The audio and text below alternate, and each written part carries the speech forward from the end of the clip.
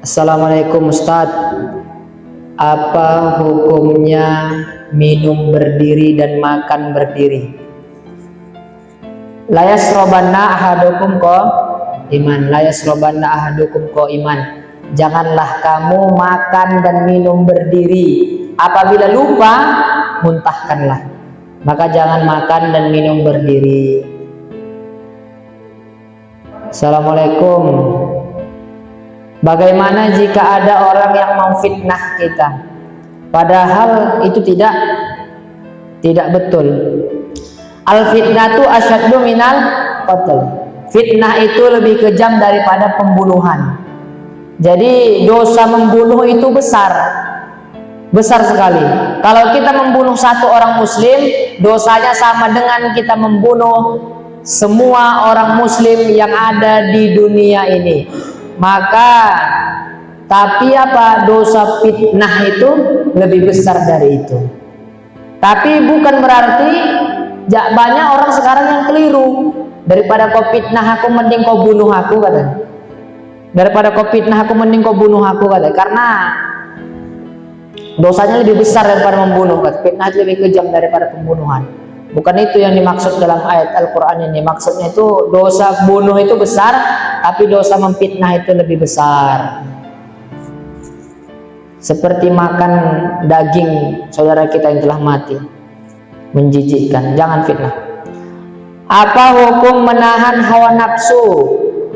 Atau kayak mana caranya Ustadz kita bisa menahan hawa nafsu kita, apalagi di usia muda ini? Al-hawa al-mudillalah, hawa nafsu itu mengajak kita kepada kesesatan. Jadi jangan dituruti. Kata Rasul kayak mana? La yu'minu ahadukum hatta yakuna hawahu taba'an lima ji'tu bihi. Tidak sempurna iman kalian, keimanan kalian sampai hawa nafsu kalian tunduk kepada agama yang aku bawa. Jadi cara menahan hawa nafsu ini ikuti agamanya Allah. Berpegang teguh kepada sunnahnya Rasulullah. Jangan pernah jauh dari Allah. Maka insya Allah hawa nafsu ini akan tunduk dengan sendirinya, karena kita mengikuti ajarannya Nabi Muhammad yang telah dibawa Nabi Muhammad. Karena Islam telah sempurna, maka kita ikuti secara kafah keseluruhan. Karena nafsu ini emang bandel. Sebelum ketika diciptakannya nafsu ini, kan Allah sudah katakan nafsu ini dibuat di dalam neraka, sudah dibakar. Tapi dia tetap mengatakan aku ya aku, engkau ya engkau. Terus dibuat lagi di tempat yang sangat panas. Begitu juga akhirnya nafsu ini menyerah ketika tidak dituruti kemauannya. Maka nafsu ini jangan diturutin, jangan kita pancing-pancing, udah gitu. Kalau misalnya dalam ini ya puasa, ya ma'syarus syabab man istata'a minkumul ba'a falyatazawwaj fa innahu aghaddu lil basar wa ahsanu lil farj faman lam yastati' fa 'alaihi bis-shaum. Puasa juga cara mengatasi hawa nafsu. Ustadz, bagaimana kalau dosa kita banyak tapi kita mau bertaubat?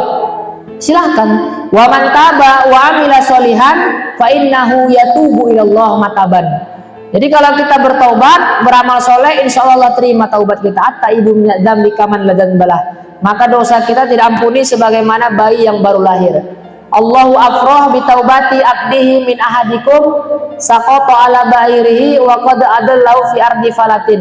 Allah sangat senang kepada seorang hamba yang bertaubat, melebihi senangnya seorang yang mempunyai domba atau sapi itu hilang lalu ketemu lagi. Kayak mana senangnya itu? Tapi Allah lebih senang kepada hamba yang bertaubat daripada orang yang merasa aman dan merasa lebih baik daripada orang lain.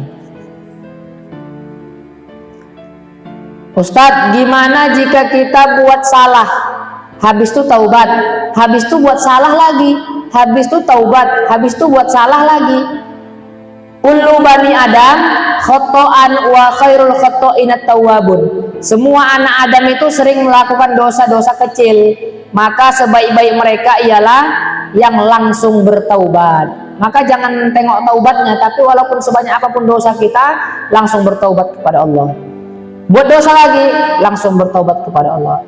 La yuldakul mu'min min hujrin martain. Tapi orang mukmin itu, orang Islam sejati, tidak akan terjebak dengan kesalahan yang sama. Seperti misalnya kita jalan-jalan, kita nemu ada lubang di situ, ada jurang, ada jebakan. Pertama kita bisa kena, tapi ketika kita ke situ lagi, mungkin nggak kita kena. Ya enggak, karena kita sudah tahu di situ ada lubang yang besar atau jebakan.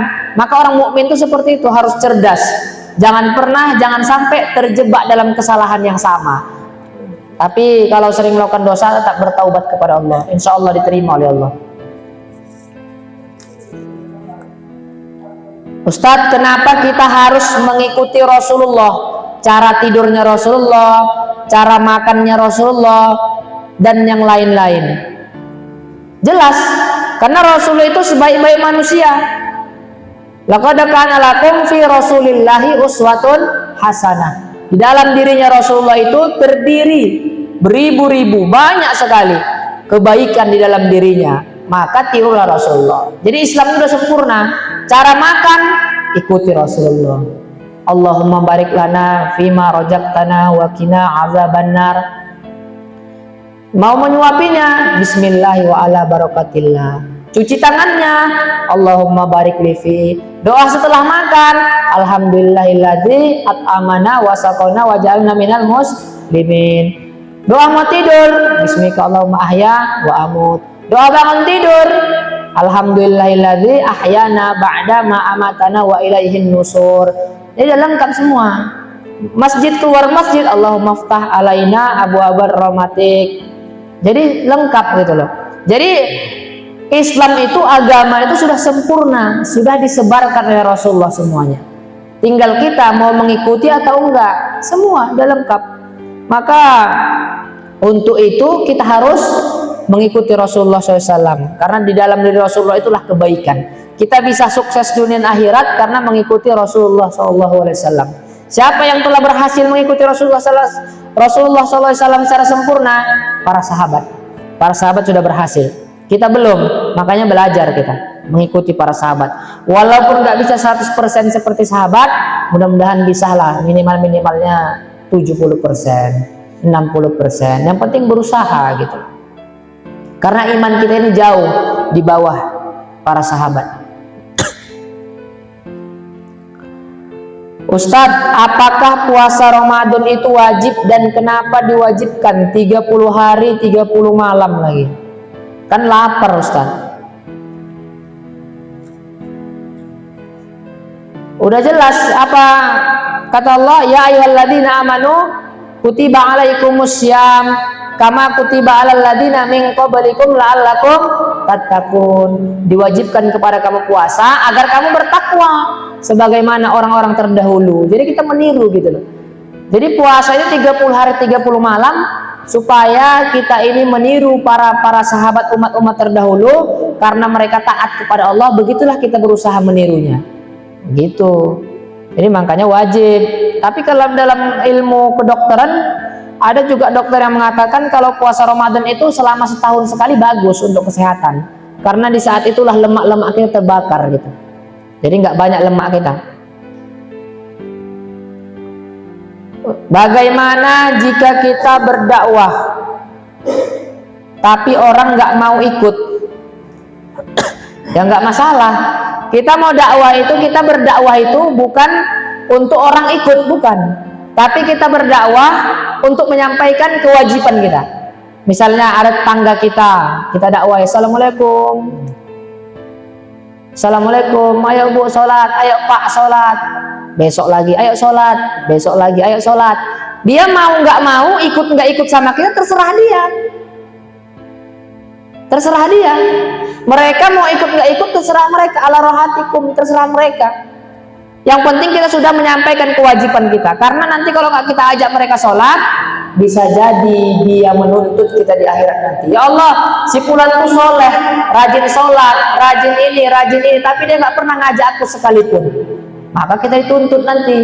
Maka itulah kewajiban tadi. Maka wajib mengajak kepada saudara-saudara kita. Ud'u ila sabili rabbika bil hikmah, ajak mereka kepada dengan cara kebaikan. Maka kewajiban kita itu. Dia ikut nggak ikut terserah dia. Yang penting kita sudah menyampaikan kewajiban kita. Tiap hari jangan bosan menyampaikan. Ustadz, bagaimana orang munafik itu? Munafik ini dari kata nafaqo. Jadi ada maknanya, ada hewan yang lobang itu, rumah itu ada dua, dari depan bisa, dari belakang bisa, dari samping bisa, dia ada dua. Jadi maknanya apa? Kita nggak tahu gitu loh. Dia mengatakan asyhadu alla ilaha illallah, tapi hatinya nggak meyakini itu. Itu orang munafik itu.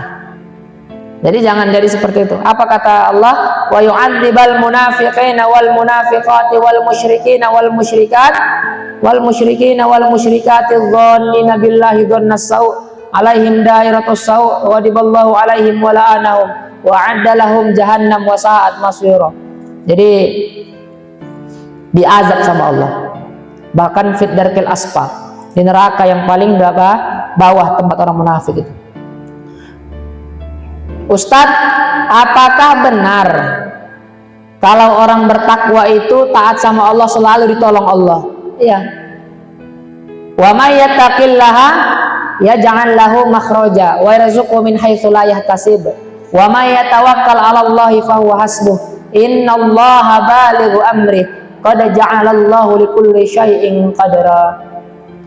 Jadi kalau kita bertakwa, rezeki kita dimudahkan. Masalah kita diselesaikan Allah. Kita mendapatkan ujian, cobaan, Allah bantu. Man amila sholihan min dzakarin aw untha wa huwa mu'minun fala nuhyiyannahu hayatan thayyibah wa la najziyannahum ajrahum bi ahsani ma kanu ya'malun. Jadi orang yang beramal itu laki-laki perempuan, Allah berikan kebaikan kepadanya. Makanya mudah-mudahan Allah istiqomahkan kita dalam kebaikan.